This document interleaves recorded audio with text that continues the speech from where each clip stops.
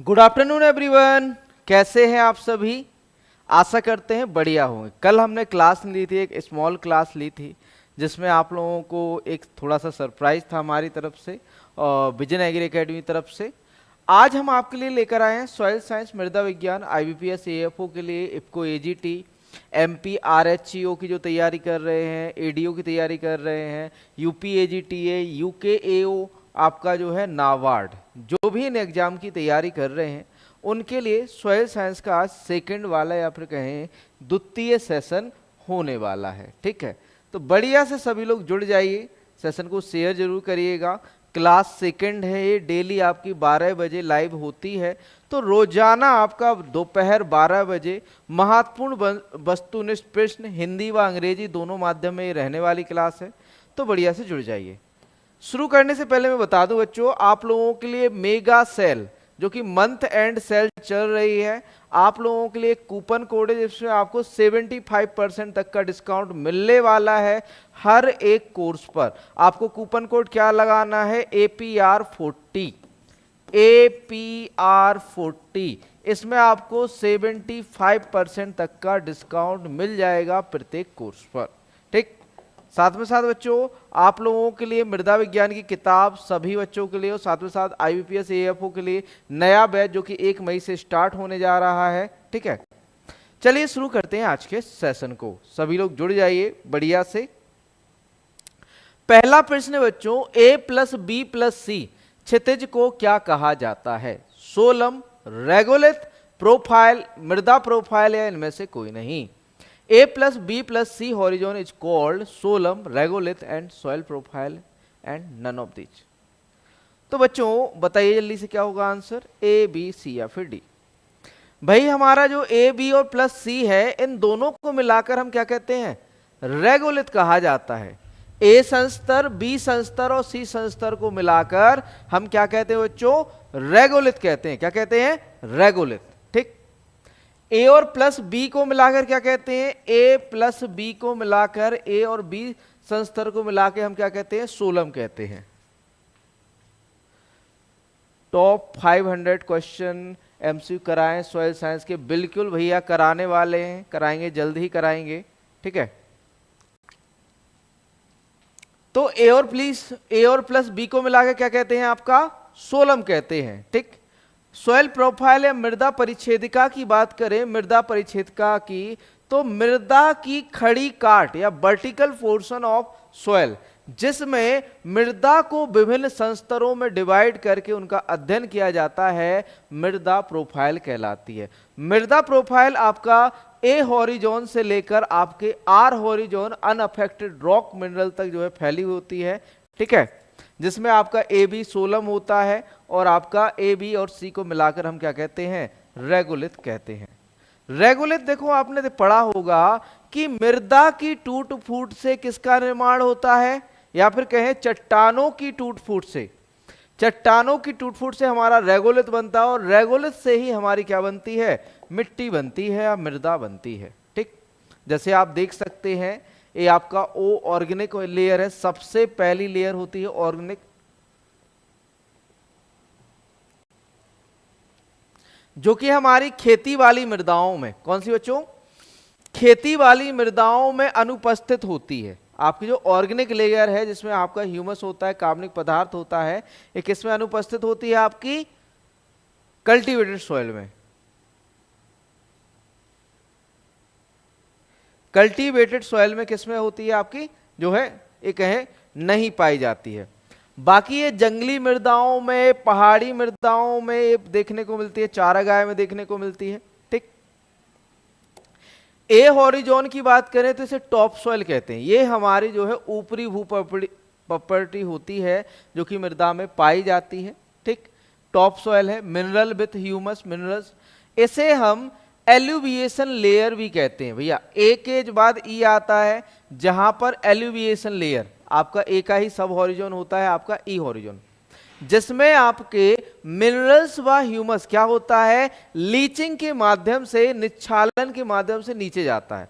अब जैसे मिनरल्स का लीचिंग के माध्यम से नीचे जाना क्या कहलाता है? एल्यूविएशन कहलाता है। ये कहां पर होता है? ई लेयर में होता है, एल्यूविएशन लेयर में होता है। फिर बात करें बी हॉरिजॉन की, इसमें जो भी आपका ए हॉरिजॉन से आया है, जो भी आपका ए हॉरिजॉन से लीच करके आया है वो बी हॉरिजॉन में जमा होता है, इसीलिए बी हॉरिजॉन को वॉशिंग इन हॉरिजॉन कहा जाता है। और यह आपके जो है मिनरल्स के जमा होने की प्रक्रिया क्या कहलाती है? इल्यूविएशन। क्या कहलाती है? इल्यूविएशन कहलाती है। क्या कहलाती है बच्चों? इल्यूविएशन। यहां पर आपके जितने भी मिनरल्स हैं, आपके जो सॉल्ट है वो क्या होते हैं? आपके मेटल से डिपॉजिट हो जाते हैं, जिसे हम क्या कहते हैं? इल्यूविएशन। फिर सी हॉरिजॉन में आपके पेरेंट रॉक है ना, या चट्टानें पाई जाती हैं। ए हॉरिजॉन को हम बासिंग आउट हॉरिजॉन कहते हैं और बी हॉरिजॉन को हम बासिंग इन हॉरिजॉन कहते हैं, है ना। यहां पर पार्शली वेदर्ड रॉक पाई जाती है, या फिर कहें कुछ रूप से, आंशिक रूप से वेदित चट्टानें पाई जाती है।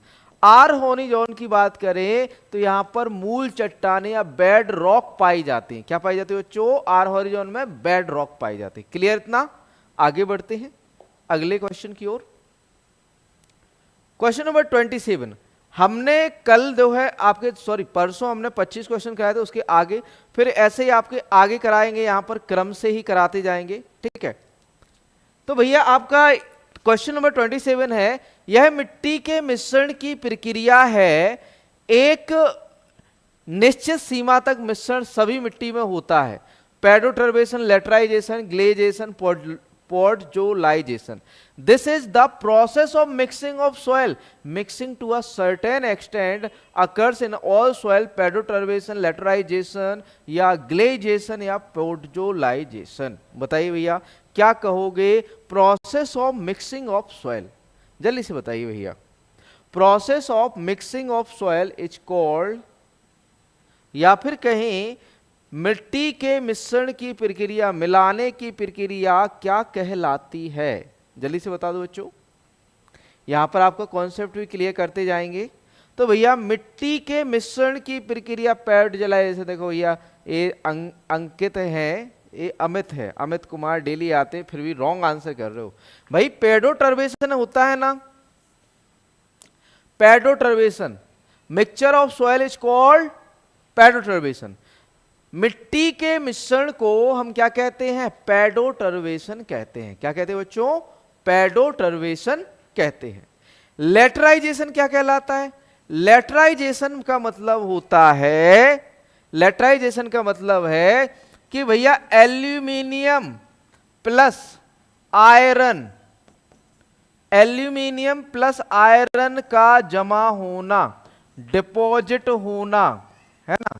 यहां पर एल्यूमिनियम और आयरन तो क्या होता है? डिपॉजिट होता है। और आपका जो सिलिका होती है, सिलिका का निचली सतहों में चला जाना, एल्यूमिनियम और आयरन का जमा होना और सिलिका का निचली सतहों में चला जाना क्या कहलाता है? आपका लेटराइजेशन कहलाता है। कहलाता है, ठीक।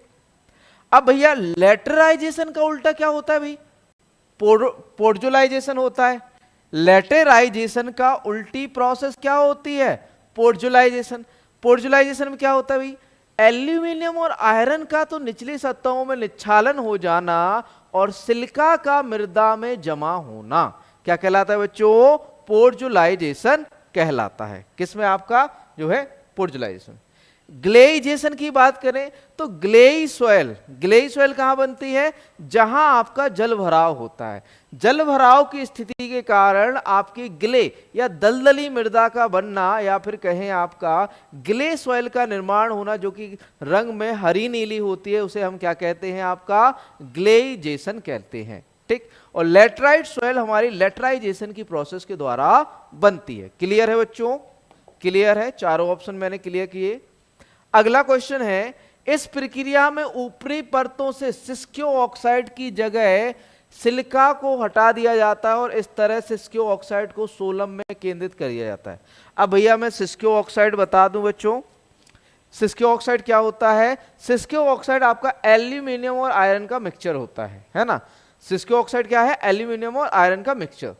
In this process silica is removed from the upper layer in place of siskio oxide and thus siskio oxide is concentrated in the solum pedoturbation, laterization, gleization या पोर्जुलाइजेशन? क्या कहोगे बच्चों इसे?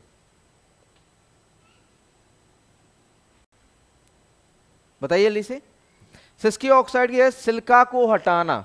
भैया अभी हाल बताया था लेटराइजेशन। लेटराइजेशन में हमने बताया था कि भैया आप सिलिका को हटा रहे हो, सिलिका और एल्यूमिनियम और आयरन को मिला के सिस्की ऑक्साइड कह रहे हैं, इसका जमा होना क्या कहलाता है? आपका लेटराइजेशन कहलाता है। अगला क्वेश्चन देखो बच्चों, क्वेश्चन नंबर 29 है, यह एक ऐसी प्रक्रिया है जो ऊपरी परतों से सिलिका की जगह सिस्की ऑक्साइड को हटा देती है और इस तरह सिलिका को सोलम में केंद्रित किया जाता है। पेडोटर्वेशन, लेटराइजेशन, ग्लेइजेशन, पोर्जुलाइजेशन। तो भैया पोर्जुलाइजेशन अभी हाल बताए थे ना कि सिलिका का जमा होना और सिस्को ऑक्साइड का हटना क्या कहलाता है बच्चों? पोर्जुलाइजेशन कहलाता है। ये सारी मृदा निर्माण की क्या है बच्चों? प्रक्रिया। अगला क्वेश्चन, निम्नलिखित में से कौन मृदा निर्माण प्रक्रिया का सक्रिय कारक है? मूल सामग्री, राहत या रिलीफ, समय या जलवायु? मृदा निर्माण की सक्रिय कारक, which of the following is an active factor in the soil formation process? Parent material, relief, time and climate. Active, active देखो यहां पर देखो, पेरेंट मटेरियल एक तरह से पेसिव है ना? पेरेंट मटेरियल कैसा है आपका? पेसिव है। पेरेंट मटेरियल कैसा है आपका? पेसिव है। क्लाइमेट, जलवायु, जलवायु आपका क्या है? एक्टिव में। क्या है बच्चों? क्लाइमेट। क्लाइमेट आपका चेंज होता है, टेम्परेचर चेंज होता रहता है, मौसम पर बरसात होती रहती है ना, तो क्लाइमेट आपका एक्टिव है। अगला क्वेश्चन, यह कच्चे कार्बनिक पदार्थ को ह्यूमस में बदलने की प्रक्रिया है, विभिन्न जीवों को शामिल करने वाली एक अत्यंत जटिल प्रक्रिया है। हॉरिजोनेशन, ह्यूमिफिकेशन, एल्यूविएशन या एल्यूविएशन? It is the process of conversion of raw organic matter into humus. It is a highly complex process involving various organisms. Horizonation, humification या एल्यूविएशन या इल्यूविएशन? क्या कहोगे बच्चों से? क्या कहेंगे इसे? बताइए आंसर, ए, बी या सी? ए, बी या सी? जल्दी से क्लियर कर दीजिए आंसर को।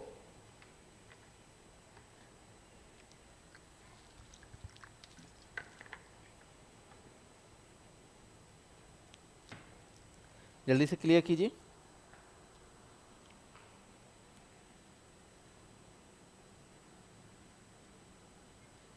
जल्दी से क्लियर कर दीजिए।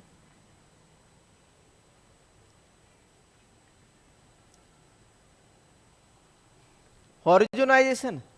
अरे भैया ह्यूमिफिकेशन होगा। ह्यूमस का या फिर कहें ऑर्गेनिक मैटर का, कार्बनिक पदार्थों का सूक्ष्म जीवों की प्रक्रिया द्वारा ह्यूमस में कन्वर्जन, ह्यूमस में परिवर्तन क्या कहलाता है? ह्यूमिफिकेशन कहलाता है। क्या कहलाता है बच्चों? ह्यूमिफिकेशन कहलाता है। ठीक, क्या कहलाता है? ह्यूमिफिकेशन कहलाता है। इल्यूविएशन, हॉरिजोनाइजेशन की बात करें तो संस्तरों का निर्माण होना, है ना? संस्तरों के निर्माण की प्रक्रिया हॉरिजोनाइजेशन कहलाता है। इल्यूविएशन ये आपका ए हॉरिजोन में होता है, इल्यूविएशन बी हॉरिजोन में। इल्यूविएशन का मतलब है कि आपका ए संस्तर से मिनरल्स का, आपके खनिजों का नीचे की मृदा में या निचली सतहों में क्या कर जाना? लीचिंग कर जाना, लिच्छालन हो जाना, इल्यूविएशन कहलाता है। इल्यूविएशन की बात करें तो इल्यूविएशन का मतलब होता है कि भैया मृदा में जो आपका ऊपर से नीचे तक आया है उसका जमा होना, या फिर कहें जो मिनरल हमारे ए हॉरिजोन से या एल्यूविएशन की प्रक्रिया द्वारा मृदा के अंदर आए हैं उनका वहां पर जमा होना इल्यूविएशन कहलाता है। अगले क्वेश्चन की ओर बढ़ते हैं। अगला क्वेश्चन है, यह कुछ घटकों का लामबंद और स्थानांतरण है। मिट्टी Fe2O3Al2O3 ह्यूमस और CaCO3 को मिट्टी के एक बिंदु से दूसरे बिंदु तक ले जाना है, यह धुलाई का क्षेत्र है। It is the mobilisation and transport of certain components of soil such as Fe2O3, Al2O3, humus and CaCO3 from one point of the soil to another. This area is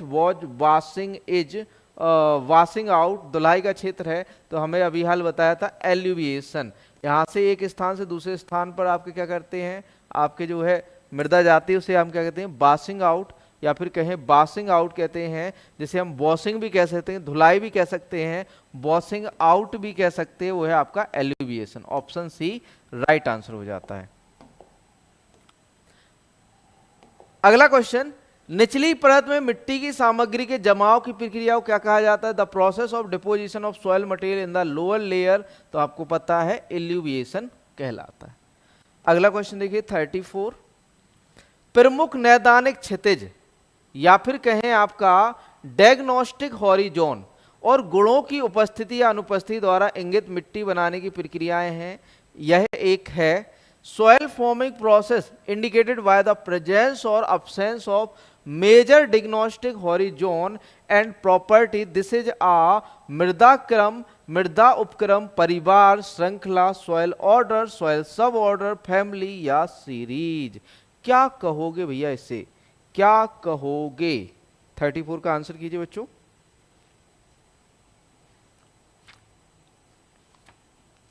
क्या कहेंगे, जल्दी से बताइए answer.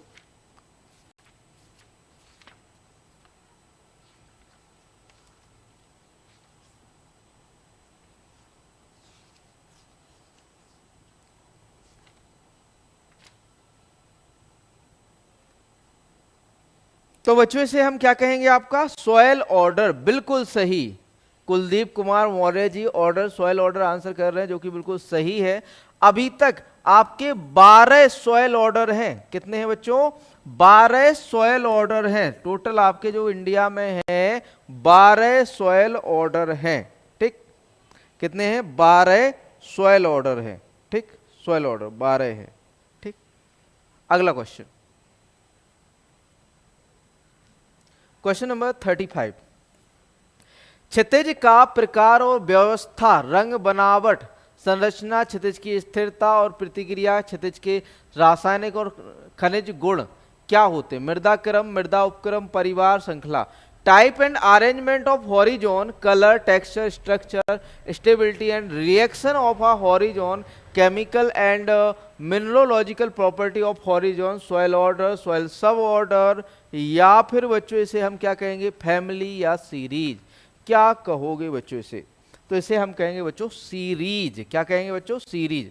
Soil horizon, colour, texture, structure, stability और reaction of horizon, chemical and mineralogical property of horizon क्या कहलाती है? आपकी सीरीज कहलाती है। क्या कहलाती है? श्रृंखला कहलाती है। क्या कहलाती है बच्चों? श्रृंखला कहलाती है। श्रृंखला कहलाती है। Option D. अगला क्वेश्चन, हाल ही में बिछाई गई जलोढ़ या कॉल्यूवियम पर विकसित मिट्टी इस समूह से संबंधित है? क्षेत्रीय मिट्टी, अंतर क्षेत्रीय मिट्टी, अक्षेत्रीय मिट्टी या इनमें से कोई नहीं।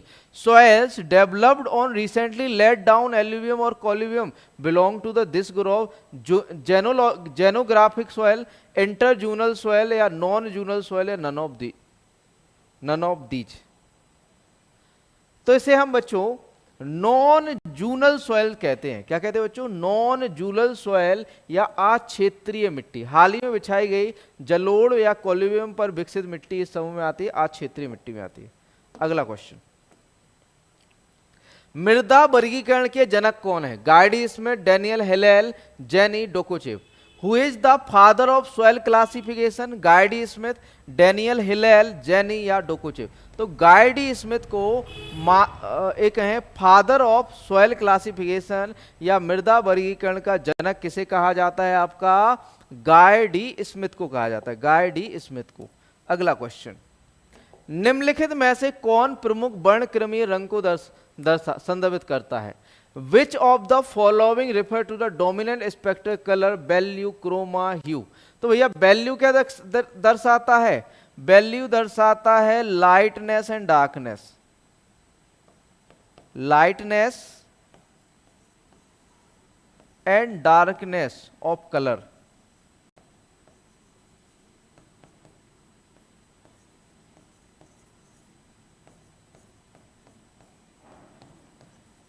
प्रमुख वर्णक्रमीय रंग कौन दर्शाता है बच्चों? जल्दी से बताओ। ह्यू, बिल्कुल सही। प्रमुख वर्णक्रमीय रंग जो दर्शाता है वो कौन है? आपका ह्यू है। कौन है बच्चों? ह्यू। क्रोमा क्या दर्शाता है बच्चों? जल्दी से बताओ। लाइटनेस डार्कनेस वैल्यू दर्शाता है, तो क्रोमा क्या दर्शाता है? क्रोमा क्या दर्शाएगा बताइए जल्दी से, क्रोमा क्या दर्शाएगा? रंग की शुद्धता, chroma purity of colour, purity of colour, रंग की शुद्धता।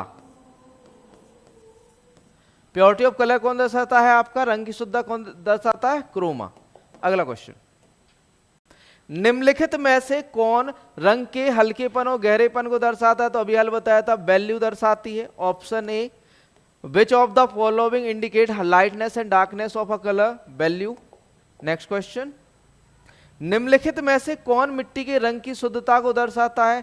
क्रोमा, अभी हाल बताया था। Which of the following indicate the purity of colour? तो भैया क्रोमा दर्शाता है, क्रोमा रंग की शुद्धता को दर्शाता है, प्योरिटी ऑफ कलर। ठीक, अगला क्वेश्चन, क्वेश्चन नंबर 41 है, अधिकांश फसलों के लिए सबसे उपयुक्त मिट्टी कौन सी है? रेतीली मिट्टी, रेतीली दोमट मिट्टी, या सिल्ट, या क्ले? सॉरी क्ले है ये, clay. Which is the most suitable soil for most of the crops? Sandy soil, sandy loam soil, clay soil या silt soil? कौन सी मृदा ज्यादातर मृदाओं या फिर कहें ज्यादातर फसलों के लिए उपयुक्त होती है? तो बच्चों कौन सी है? सैंडी लोम। आपको लोम और सैंडी लोम, कौन सी बच्चों? लोम व सैंडी लोम ज्यादातर फसलों के लिए क्या होती है? उपयुक्त मानी जाती है। सैंडी सॉइल ज्यादातर ये कहें कि उपयुक्त नहीं है, क्योंकि इसमें जो है पोर स्पेस ज्यादा होता है, या फिर कहें आपका ये कह सकते हैं कि इसमें मैक्रोपोर्स ज्यादा होते हैं, इसमें पानी रुकता ही नहीं है। क्ले मिट्टी है, इसे चिपचिपी ज्यादा होती है।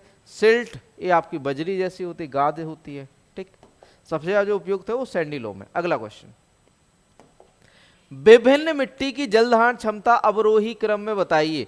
Water holding capacity of different soil in descending order. Descending मतलब घटते हुए क्रम में सबसे ज्यादा किसकी होती है वाटर होल्डिंग कैपेसिटी? बताओ। सबसे ज्यादा होती है बच्चों मृतिका की, क्ले की होती है, फिर सिल्ट, फिर सैंड। तो ऑप्शन बी, सबसे ज्यादा जो जल धारण क्षमता होती है वो क्ले सॉइल की होती है, मृतिका की होती है, फिर सिल्ट की होती है, फिर आपके जो है रेत की होती है या सैंड की होती है। तो ऑप्शन बी राइट आंसर हो जाएगा यहाँ पर, है ना, कि सब मृतिका, सिल्ट, रेत, क्ले, सिल्ट एंड सैंड।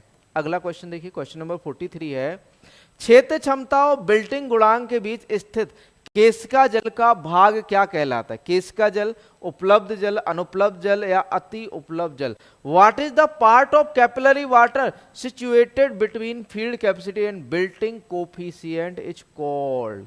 भैया बिल्टिंग कोफिशिएंट कितने एटमॉस्फेयर पर होता है? जल्दी से बता दो, बिल्टिंग कोफिशिएंट कितने एटमॉस्फेयर पर होता है? जल्दी से बताओ,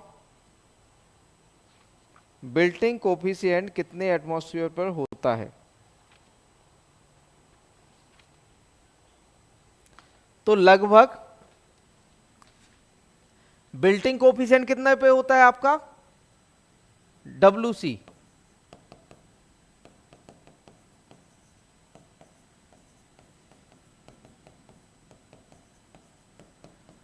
पंद्रह एटमॉस्फेयर। ठीक, फील्ड कैपेसिटी कितने पे होती है?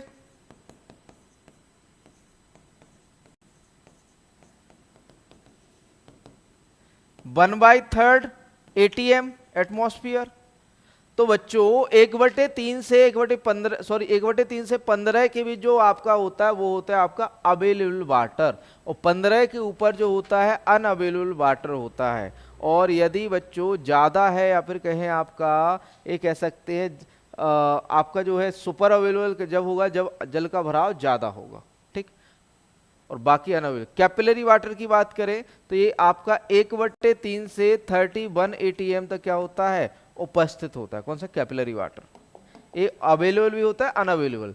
जो पौधों के लिए उपलब्ध जल है, पौधों के लिए जो उपलब्ध जल है वो कौन सा होता है? केशिका जल होता है। कौन सा जल होता है बच्चों? केशिका जल। अगला क्वेश्चन, लगभग 31 ATM के तनाव तक रखे गए पानी को क्या कहते हैं? मुरझान गुणांक, आर्द्रता गुणांक, केशिका जल, या इनमें से कोई नहीं? What is the water kept at the tension of about 31 atmosphere called wilting coefficient, humidity coefficient, capillary water या नन ऑफ दीज। तो बच्चों 44 एटमॉस्फेयर पे है तो इसे हम आर्द्रता गुणांक कहेंगे या फिर कहें हाइग्रोस्कोपिक कोफिशिएंट, ह्यूमिडिटी नहीं हाइग्रोस्कोपिक, हाइग्रोस्कोपिक कोफिशिएंट कहेंगे। इसे क्या कहेंगे? Hygroscopic coefficient. ये कितने पर होता है आपका? 31 एटमॉस्फेयर पर होता है। बिल्टिंग पॉइंट, बिल्टिंग कोफिशिएंट आपका बिल्टिंग पॉइंट 15 एटमॉस्फेयर पर होता है, ठीक। बिल्टिंग कोफिशिएंट आपका 15 एटमॉस्फेयर पर होता है, एटीएम पर होता है, ठीक। अगला क्वेश्चन देखिए, यूएसडीए के अनुसार महीन रेत बनावट मिट्टी का आकार क्या होता है? यूएसडी के अनुसार महीन रेत जो है आपकी होती है उसका आकार क्या होता है? कल ही बताए थे ना, पिछली कक्षा में बताए थे ना, यूएसडीए के अनुसार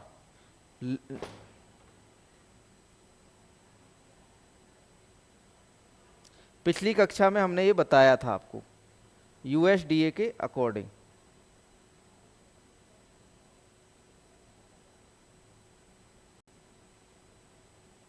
बताओ कितना होगा?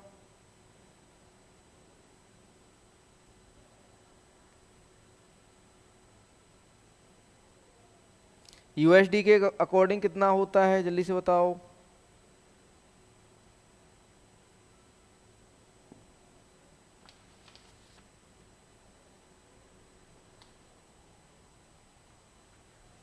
देखिए, यूएसडी के अनुसार महीन रेत बनावट वाली मृदा का आकार, तो महीन रेत, what is the grain size of fine sand textured soil as per USDA. तो फाइन सैंड का पूछा है ना, तो 0.10 से 0.25। फाइन सैंड का पूछे तो 0.10 से 0.25।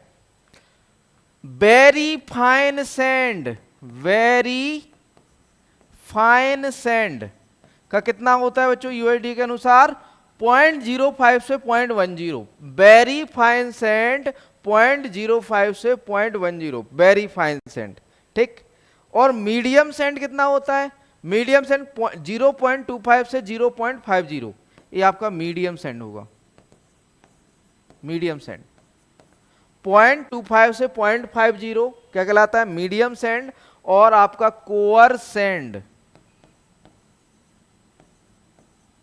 कोअर्स सैंड कहते हैं आपका 0.5 से 1, 0.5 से 1 क्या कहलाता है? कोअर्स कहलाता है। आप ये गलत लिख रहे हो कुलदीप जी, आपका जो एक है कि फाइन टेक्सचर होगा वो 0.10 से 0.25 होगा। ऑप्शन बी राइट होगा यहाँ पर, ऑप्शन बी, ठीक। आगे बढ़ते हैं अगले क्वेश्चन की ओर। क्वेश्चन नंबर ISS के अनुसार महीन रेत बनावट मिट्टी का आकार, what is the size of fine sand texture soil as per ISSS। अब भैया ISSS के अनुसार पूछा गया है हमसे। ISSS के साथ फाइन सैंड का कितना होता है? 0.02 से 0.2 mm। कितना होता है?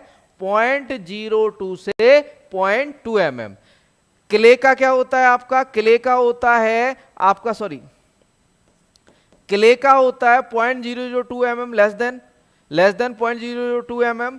0.002 से 0.02 mm किसका होता है आपका? सिल्ट का होता है, सिल्ट का होता है। और सैंड का होता है आपका 0.2 से 2 mm। 0.2 से 2 mm किसका होता है? Core sand. सैंड या कोअर्स मोटी वालू, कोअर सैंड का होता है, ठीक। क्लियर इतना? आगे बढ़ते हैं अगले क्वेश्चन की ओर। क्वेश्चन नंबर 47 है, चिकनी दोमट मिट्टी में मिट्टी की मात्रा या क्ले की मात्रा कितनी होती है? क्ले, सॉरी, यहां पर क्ले की मात्रा पूछी है। चिकनी दोमट मिट्टी में क्ले की मात्रा कितनी होती है? क्ले की मात्रा। What is the amount of clay in clay Lomb soil? 0 to 10%, 0 to 27, 27 to 40%, 40 to 60। चिकनी दोमट मृदा में क्ले की मात्रा कितनी होती है? क्ले की मात्रा, थोड़ा सा क्लियर लिख दे रहा हूं मैं। क्ले की मात्रा पूछी गई यहाँ पर, क्ले की मात्रा पूछी है। क्ले की मात्रा कितनी होती है? तो बच्चों क्ले की मात्रा कितनी होती है आपकी? 27 से 40%। आपकी जो क्ले लॉम सॉयल है उसमें कितना होता है क्ले आपका? 27 से 40% होता है। आपका ऑप्शन सी राइट आंसर हो जाएगा। अगला क्वेश्चन देखिए, चिकनी मिट्टी की बनावट वर्ग मिट्टी का कण घनत्व क्या होगा? What is the particle density of clay soil textured class, या फिर कहें आपकी चिकनी मिट्टी बराबर वाले जो ऑर्डर है या वर्ग है मिट्टी का कण घनत्व कितना होगा 2.655, 2.659, 2.798, 2.837। बताइए क्लेई सॉइल का टेक्सचर क्लासेस कितना होता है, पार्टिकल डेंसिटी कितनी होती है क्लेई सॉइल की पार्टिकल डेंसिटी, तो बच्चों 2.837, 2.837 ग्राम पर सेंटीमीटर क्यूब होता है आपका किसका पार्टिकल डेंसिटी, कण घनत्व किसका, आपका चिकनी मिट्टी का या फिर कहें क्ले सॉइल का। ठीक, कार्बनिक पदार्थ का स्थूल घनत्व कितना होता है 5 ग्राम पर सेंटीमीटर स्क्वायर, 1.6 ग्राम पर सेंटीमीटर क्यूब, 0.5 या 1.5। What is the bulk density of organic matter, तो ऑर्गेनिक मैटर की बल्क डेंसिटी होती है आपकी 0.5 ग्राम पर सेंटीमीटर क्यूब, 0.5 ग्राम पर सेंटीमीटर क्यूब, ऑप्शन सी यहां राइट आंसर हो जाएगा। अगला क्वेश्चन है मिट्टी की विशिष्ट ऊष्मा क्या होती है 1 calorie, 0.2, what is the specific heat of soil 0.5 या 1.1। तो बच्चों सभी को पता है कि भाई 0.2 कैलोरी पर ग्राम होती है, मृदा की विशिष्ट ऊष्मा कितनी होती है 0.2 कैलोरी पर ग्राम, और आपकी जो है पानी की कितनी होती है 1 कैलोरी पर ग्राम। क्लियर है, यहां पर आज का सेशन आपका समाप्त होता है। ठीक, इसी के साथ आप लोगों को पता है 100 सेट 50 सेट वाला एक सेट पेपर भी चल रहा है हमारा विजन एग्री अकेडमी में, फ्री डेली क्विजेस आपके अवेलेबल हैं हमारी जो है visionagriacademy.in वेबसाइट पर, और साथ में साथ ब्रह्मास्त्र अवेलेबल है, कृषि और कंप्यूटर के यूपीजी के नोट्स, 40 फुल लेंथ टेस्ट, ये सारी चीज़ें विजन एग्री अकेडमी पर अवेलेबल है एजीटीए के लिए। और सभी कोर्सेज आपके आने वाले सभी परीक्षाओं के लिए जो कोर्सेज हैं visionagriacademy.in, आपको विजन एग्री अकेडमी गूगल पर सर्च करना है, विजन एग्री अकेडमी, आपको यहाँ पर फ्री क्विजेस डेली मिलते हैं, फ्री क्विजेस डेली मिलते हैं, ये सर्च कर लेना गूगल पर, सारी चीज़ें फ्री क्विजेस मिलते हैं, लाइव क्लासेस हैं, डेली आपकी लाइव क्लासेस चलती हैं, आपको पीडीएफ नोट्स मिल जाएंगे, प्रैक्टिस सेट पेपर मिल जाएंगे और प्रैक्टिस क्विज मिल जाते हैं। मिलते हैं नेक्स्ट सेशन में। एग्जाम कब तक होगा भैया, ये एग्जाम की मत पूछो, लगभग अगस्त तक होगा बच्चों, अगस्त तक होगा एग्जाम आपका, एग्जाम आपका अगस्त तक होगा। थैंक यू बच्चों।